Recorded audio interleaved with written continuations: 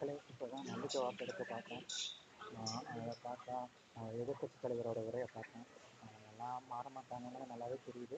So அவங்ககிட்டருந்து நம்ம வந்து ஒரு ஆரோக்கியமான அரசியலையோ ஒரு ஆரோக்கியமான விவாதத்தை எதிர்பார்க்க முடியாது. ஸோ அவங்க காலமெல்லாம் இந்த 5 வருஷமாக வெளிநடப்பு தான் செய்ய போகிறாங்க. நல்லபடியாக அந்த வெளிநடப்பை செய்யட்டும்.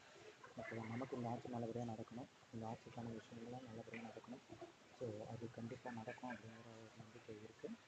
ஸோ அவரோட பேச்சு வந்து முழுக்க முழுக்க பண்பமான ஒரு பேச்சாக தான் இருந்தது. ஸோ அது அது அது வந்து மாறும், கண்டிப்பாக மாறும். எனக்கு இதில் நான் ரொம்ப ரொம்ப கவலைப்படுற விஷயம் வந்து என்னோடய பகுதிகளான உடனடிப்பட்ட பொள்ளாச்சி, பழனி, ஒட்டஞ்சத்திரம், வால்பாறை இந்த ஏரியா மக்கள் எல்லாமே இதுலேருந்து ஈர்க்கப்பட்டிருக்காங்க. அதுதான் எனக்கு கொஞ்சம் வருத்தமாக இருக்குது. அவங்க ஈடுபடுத்தப்பட்டு நம்மளையும் ஓரளவுக்கு நடுநிலையாக இருந்திருக்காங்க அப்படின்னு வச்சுக்க முடிஞ்சுது. பட் ஆனால் டிஎம்கே தலைவர் நல்லா அக்சஸ் பண்ணிக்க முடியல.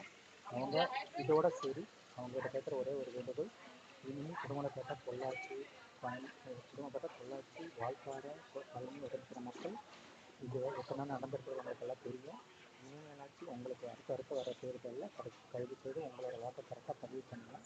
இந்த 5 தொகுதியில் கரெக்டான ஒரு வாக்குப்பதிவு நடந்துருந்தோம்னா இவ்வளோ ஒரு சிரமத்தை நம்ம தலைவரோ நம்ம அண்ணன் சந்திச்சிக்க மாட்டார்.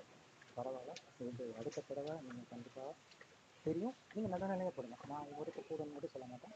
நீங்கள் எல்லாமே பார்க்குறீங்க. நீங்கள் பார்த்துட்டு நீங்கள் யாருக்கு போடணுமோ அதை யோசித்து இனிமேல் அடுத்த தடவை போடுங்க அப்படின்னு தான் உங்களுக்கு நான் வேண்டுகோள் வைக்கிறேன். இன்றைக்கி நம்மளோட நம்பிக்கை தீர்மானம் எதிர்க்கட்சியில் 8% வெற்றி பெற்றோம்.